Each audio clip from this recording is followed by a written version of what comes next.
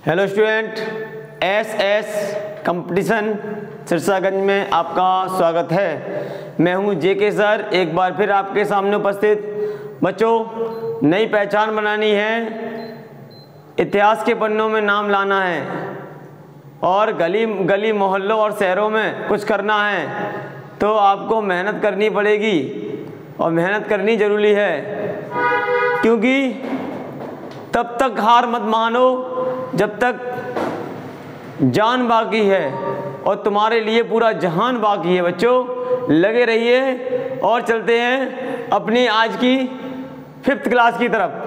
4 क्लासें हो चुकी हैं, इससे पहले मैं 4 पाठ करा चुका हूँ बेटे। यदि आप किसी बच्चे ने, किसी बालक ने, बालिका ने अगर उन पाठों को नहीं देखा है तो वो नीचे डिस्क्रिप्शन बॉक्स में लिंक पड़ा हुआ है, वहाँ से देख लें। चलिए बेटे, चलते हैं नए थॉट के साथ, नई उमंग के साथ। 5वां पाठ करने के लिए यूपी कांस्टेबल भर्ती, विशेषकर वही चुनिंदा प्रश्न जो सबसे ज़्यादा पूछे जाते हैं बेटे। इसी पहचान, इसी थॉट के साथ आपके सामने एक बार फिर दुनिया की हर चीज ठोकर लगने से टूट जाती है। क्या कहता है, जरा पढ़ें और समझें। दुनिया की हर चीज ठोकर लगने से टूट जाती है, एक कामयाबी ही है जो ठोकर लगने के बाद आती है। वास्तविकता में जब हम किसी चीज में फेल होते हैं तो हमें महसूस होता है कि मेहनत क्या होती है, मेहनत का बल क्या होता है। इसलिए मेहनत में लगे रहिए, मेहनत करना कम मत कीजिए, तब तक मत छोड़िए जब तक आप उसे तोड़ नहीं देते हैं, उस तक पहुंच नहीं जाते हैं। चलते बेटे, बहुत बातें चलती रहेंगी, बीच बीच में सब काम होंगे, लेकिन अपना पहला क्वेश्चन क्या कह रहा है और इस थॉट को एक बार ध्यान में और दिमाग में रखकर ही आप पॉजिटिव सोच रखना है कि दुनिया की हर चीज़ ठोकर लगने से वास्तव में टूट जाती है, लेकिन एक आपकी कामयाबी जो है वो ठोकर लगने के बाद आती है। सही बात है। लोग क्या कह रहे हैं उन्हें कहने दो, जब हम वर्दी पहन कर आएंगे तो उन सबके जितने भी जो कह रहे हैं उन सबके मुंह बंद हो जाएंगे। उनके मुंह बंद करना है तो मेहनत करना है, और विद्या सर्वोच्च धन है आपके लिए। पहला क्वेश्चन बेटे आपके सामने उपस्थित है। ऋग्वेद में सबसे अधिक उल्लेखित नदी कौन सी है? ऑप्शन ए सिंधु नदी, option B Ganga, option C Godavari या ऑप्शन डी नील नदी। तो बेटे ऋग्वेद में पता है मुझे, ऋग्वेद सबसे प्राचीन वेद है। ऋग्वेद में भारतीय संस्कृति का वर्णन किया गया है, ठीक है, भारतीय संस्कृति का बहुत ज़्यादा वर्णन हुआ है। और जिसमें बेटे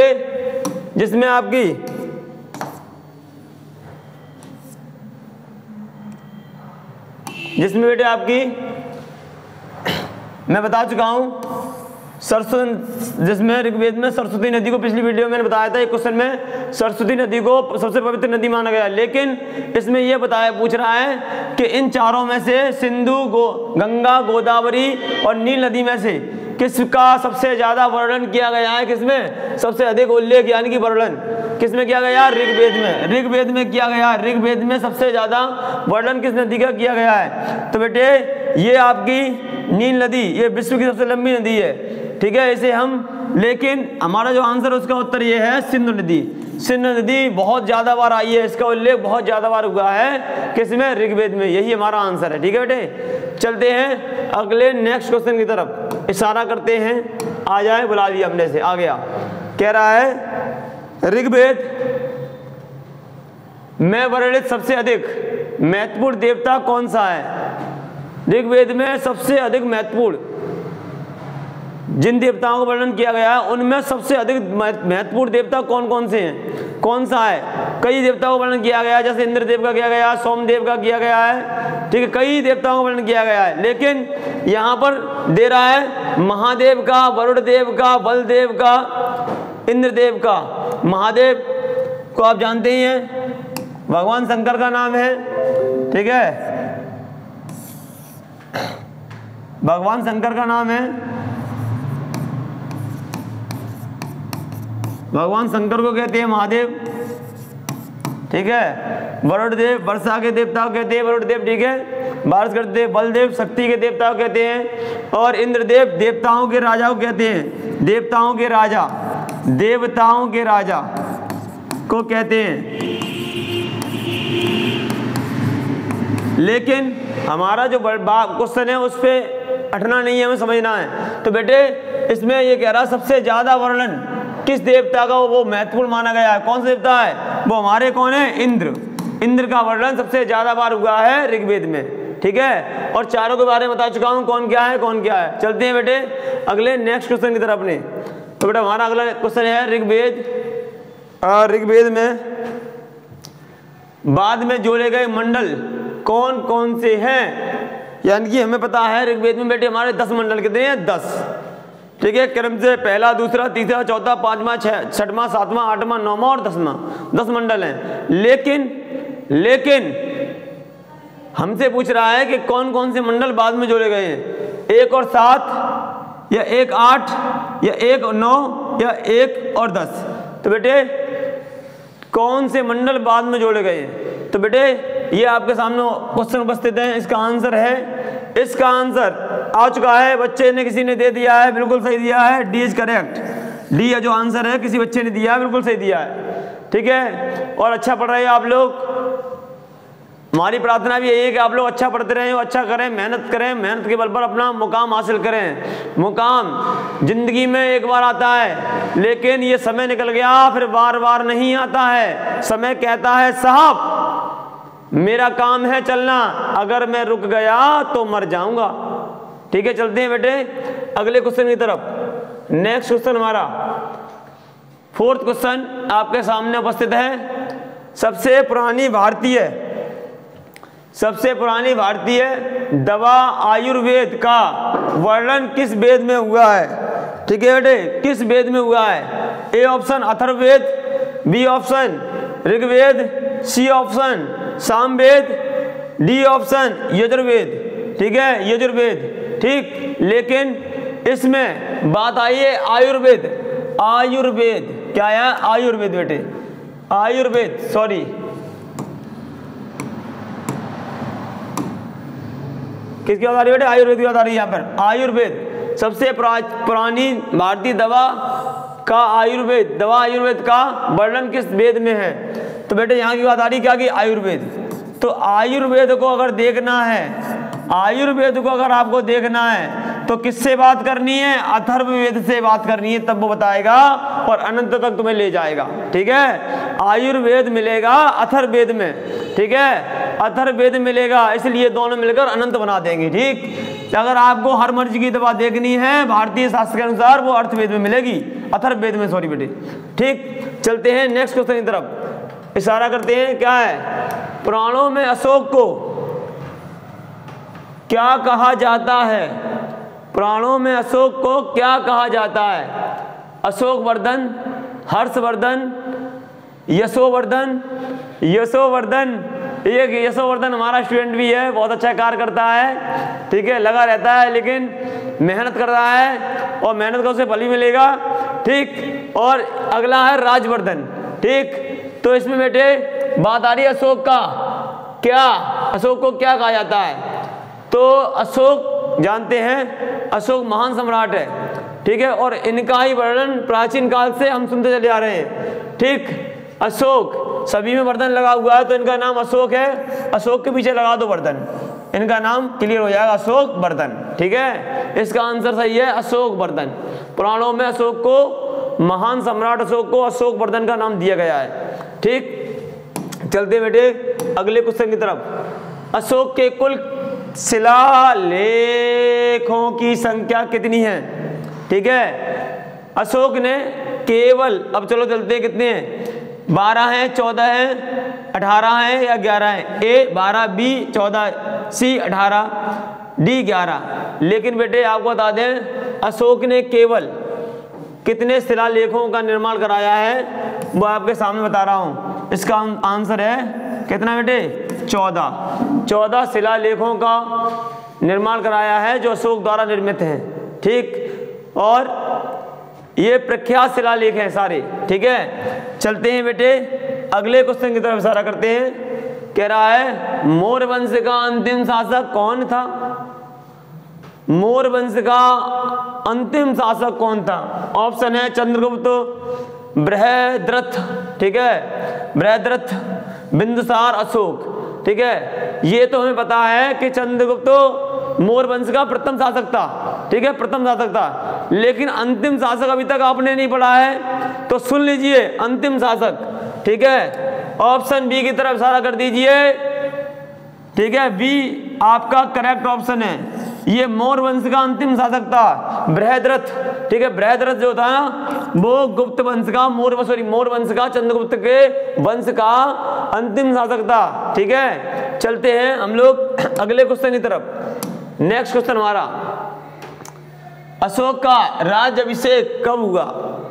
अशोक का सम्राट अशोक का राज्याभिषेक कब हुआ?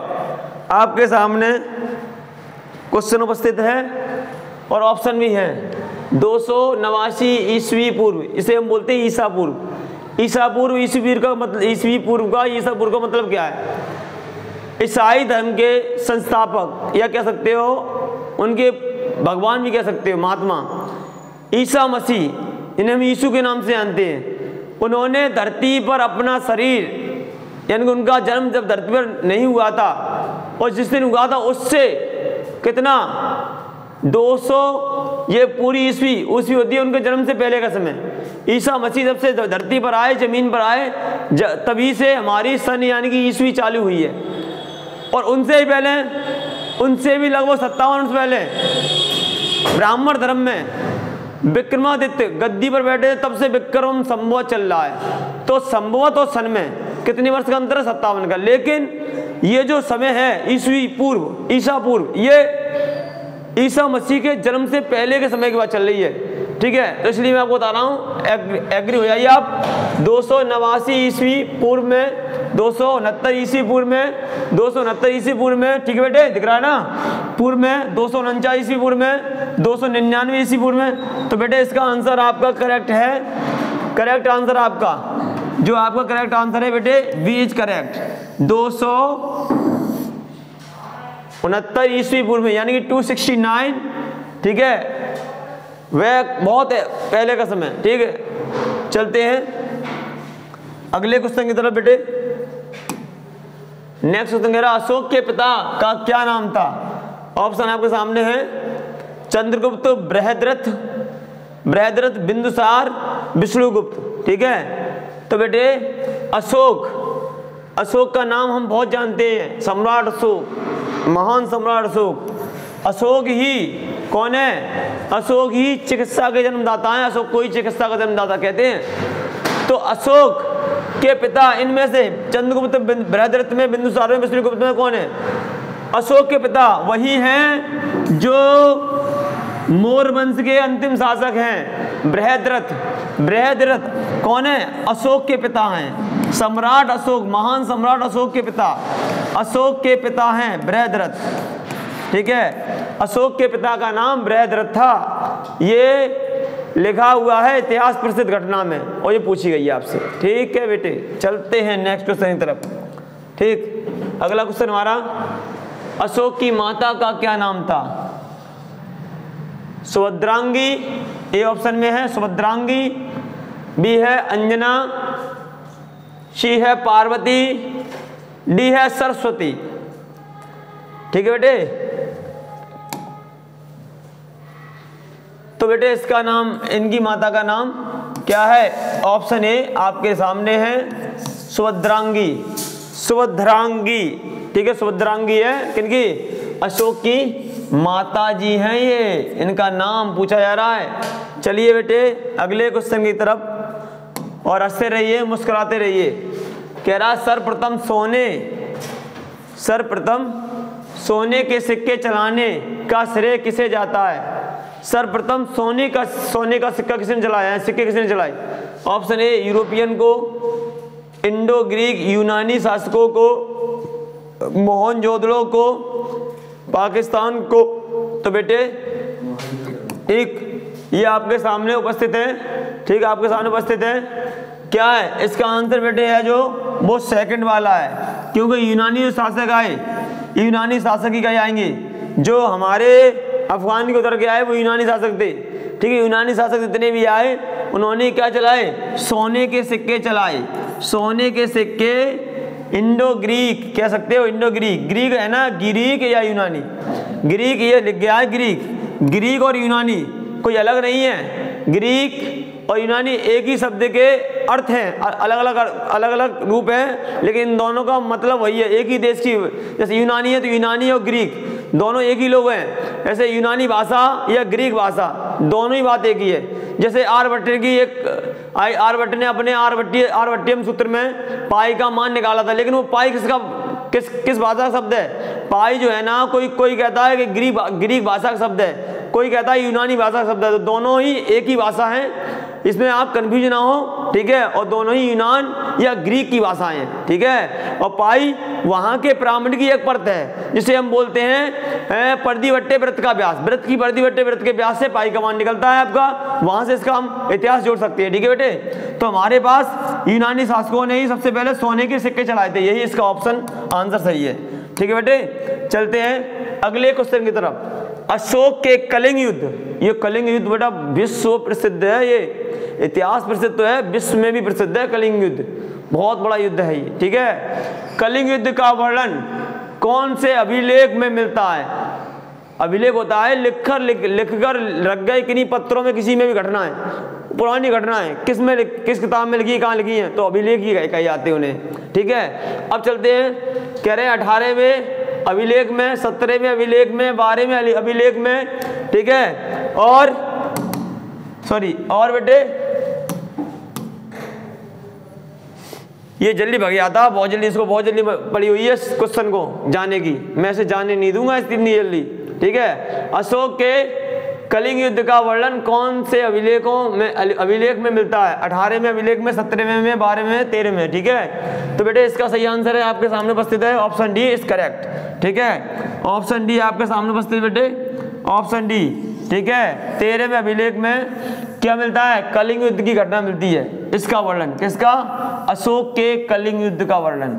ये एक महत्वपूर्ण घटना है, अशोक ने कलिंग युद्ध लड़ा था, ठीक है, जो 13वें अभिलेख में मिलता है, ठीक है। 13वें अभिलेख अशोक कलिंग युद्ध का संबंध है, याद कर लो, आएगा और आ भी सकता है, मना नहीं करेगा, ठीक है, ध्यान रखना। आइए चलते हैं नेक्स्ट क्वेश्चन की तरफ। भारत पर्यटन दिवस कब मनाया जाता है? ठीक है, तो आपके सामने है 25 जनवरी को, 25 अप्रैल को, ठीक है, 25 नवंबर को, 25 जुलाई को।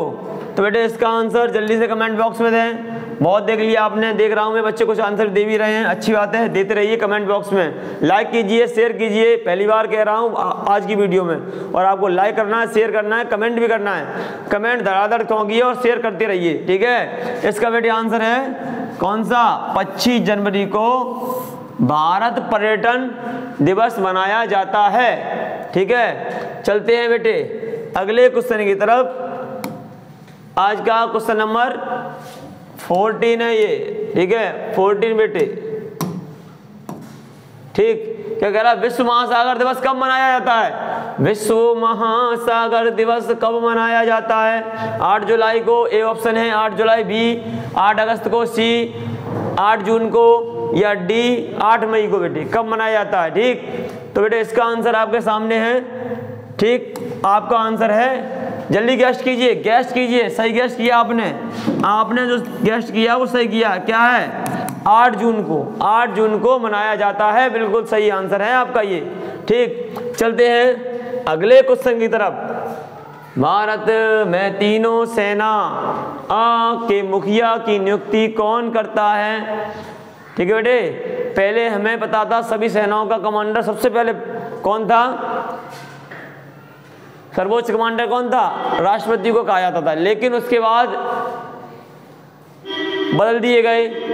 जैसे हमारे बिपिन रावत जी चले गए दुनिया को छोड़कर, वो कौन थे? प्रथम CDS थे, शायद CDS बना दिया गया, तो CDS को ही कहा जाता है तीनों सेना का प्रमुख। लेकिन उसको नियुक्त करने वाला कौन होता है इनमें से? वो पूछ रहा है। तीनों सेनाओं के प्रमुख को नियुक्त करने वाला, तीनों सेनाएं से संबंध है किसका? जल, थल और गगन, जल और थल गगन, ठीक है। वायुसेना, थल सेना और जल सेना, इन तीनों सेनाओं का नेतृत्व करने वाला CDS का नेतृत्व कौन करता है, नियुक्ति कौन करता है? भारत का राष्ट्रपति, भारत का मुख्यमंत्री, भारत का प्रधानमंत्री, भारत का रक्षा मंत्री। तो बेटा हमने आपको बताया था इससे पहले CDS से पहले भारत का सर्वोच्च कमांडर राष्ट्रपति को कहा जाता था। तो राष्ट्रपति ने कहा भाई हम बहुत थक गए, अब मेरे नीचे किसी को लेकर आओ, मेरे नीचे किसी को लेकर आओ। तब जाके CDS को लाया गया, CDS को लाया गया और उसको अपना नियुक्ति पत्र देने वाले कौन थे? भारत का प्रथम भारत के राष्ट्रपति द्वारा नियुक्ति होती है किसकी? तीनों सेनाओं के प्रमुख की। इसकी इनकी नियुक्ति होती है तीनों सेनाओं के प्रमुख के मुखिया की। ठीक है, नियुक्ति कौन करता है? भारत का राष्ट्रपति। Is correct answer. Good good, very good. चलते हैं अगले क्वेश्चन की तरफ। बेटे आज का हमारा 16 वही पुराना भोला आ गया। ठीक है, ठीक, ये वही भोला है जो आपको नया क्वेश्चन ला के देता है, ध्यान रखना। ठीक, तो ये भोला वाला क्वेश्चन नहीं है, लेकिन क्वेश्चन ढूंढ कर लाएगा, बहुत अच्छा लाएगा। अंतर्राष्ट्रीय अहिंसा दिवस कब मनाया जाता है? 2 दिसंबर को, 2 नवंबर को, 2 अक्टूबर को, 2 दिसंबर को। बच्चों ये अंतर्राष्ट्रीय स्तर पर क्यों पहुंचा? क्योंकि अहिंसा, सत्यवादी अहिंसा के, सत्य के, ठीक है, ये ने अहिंसावादी कहते हैं। कौन थे? महात्मा गांधी जी। महात्मा गांधी जी ने अहिंसा की बहुत प्रचार किया, प्रचार बहुत किया अहिंसा का, और अच्छे खासे एक संगठन नेता भी थे वो, जिनके पीछे कई नर नारी पीछे चला करते थे। उनके एक वचन पर लोग उनकी बातों को सुना करते थे।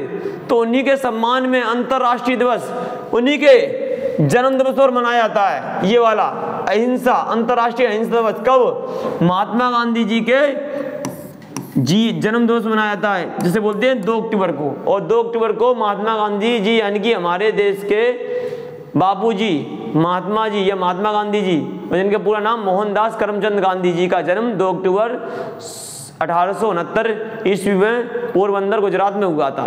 ठीक है, तो उन्हीं के सम्मान में ये दिवस मनाया जाता है, जिसे बोलते हैं 2 अक्टूबर को मनाया जाता है। कौन सा? अंतर्राष्ट्रीय अहिंसा दिवस। चलिए बेटे, अहिंसा के पालनहार महात्मा गांधी, साबरमती के संत तूने कर दिया कमाल, इतिहास में लिख दिया नाम। ठीक है, चलते हैं बेटे अगले क्वेश्चन की तरफ। क्या है? लोहगढ़ नामक किला किसने बनवाया था? ऑप्शन है आपके बंदा बहादुर ने, शिवाजी महाराज ने, महाराणा सांगा ने, लक्ष्मीबाई ने। ठीक है, तो आपको बताया था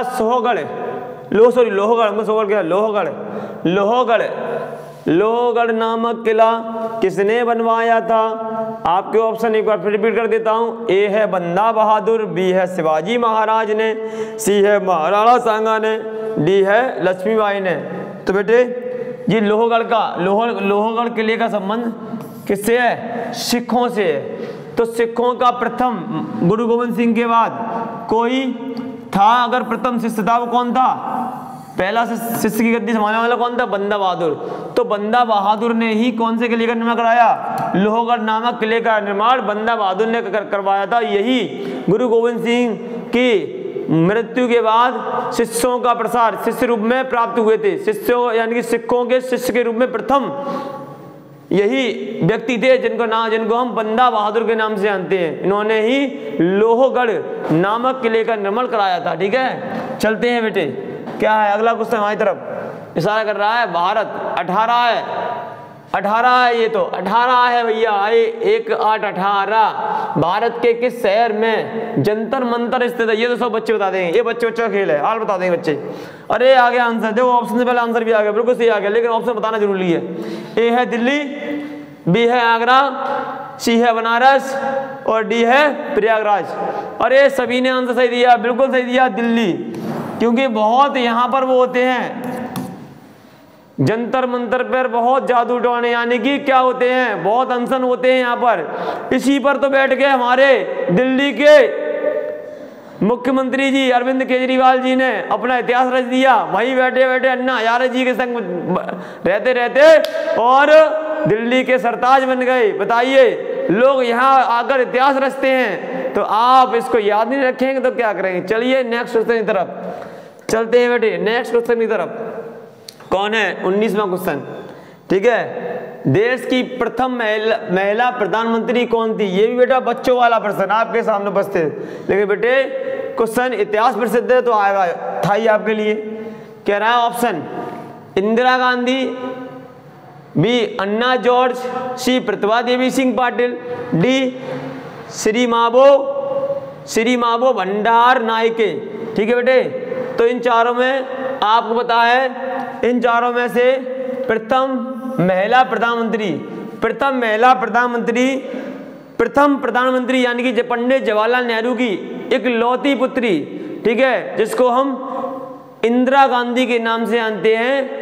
जब उनकी मृत्यु के बाद जिसे गद्दी मिली वो इंदिरा गांधी जी थी, और उस समय पहली महिला प्रधानमंत्री बनने वाली यही थी। इसलिए हमारा आंसर कौन है? इंदिरा गांधी जी। ठीक है, इंदिरा गांधी जी। ठीक, और इनके पति का नाम फिरोज गांधी था। क्या था? फिरोज गांधी। ठीक, फिरोज गांधी इनके पति का नाम था। ठीक, और ये भारत की प्रथम प्रधानमंत्री बनी थी महिला के रूप में। ठीक है बेटे, चलते हैं अपने आज के 20वें प्रश्न पर, आज के अंतिम और आखिरी प्रश्न पर। आज तो धमाका हो गया है, कमाल हो गया है। ये आ गया है क्वेश्चन, क्या किस शहर को एक दिन के लिए भारत की राजधानी घोषित किया गया था? इलाहाबाद को, क्या इलाहाबाद को, क्या मुंबई को, क्या दिल्ली को, या फिर जयपुर को? किस को जल्दी बताइए, किसको किया गया था? बेटे एक दिन की अभी तक मुझे ज्ञात है, मुझे पूरा पता है, अब तक ज्ञात तत्वों में केवल एक ही राजधानी थी जिसे एक दिन का भारत की राजधानी घोषित किया गया था, वो इलाहाबाद थी। इलाहाबाद, इसका आज का नाम क्या है?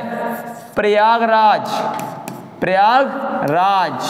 आज इसे हम प्रयागराज के नाम से जानते हैं। ठीक है, प्रयागराज यानी कि इलाहाबाद को भारत की एक दिन की राजधानी घोषित किया गया था। तो बच्चों इतना हो चुका है, तो बेटे एक काम और कर लीजिए, इतना कर चुके हो तो इतना और कर दीजिए, चैनल को सब्सक्राइब कर दीजिए, शेयर कर दीजिए, और तब आपके लिए ये थैंक्स दे दिया है फॉर वॉचिंग। अगर आप देखेंगे तो आपके लिए पेट भर के लाइक कर दीजिए और शेयर कर दीजिए बेटे। और आप लोग अपना स्वास्थ्य अच्छा रखें, खुश रहें, आबाद रहें। तब तक के लिए जय हिंद।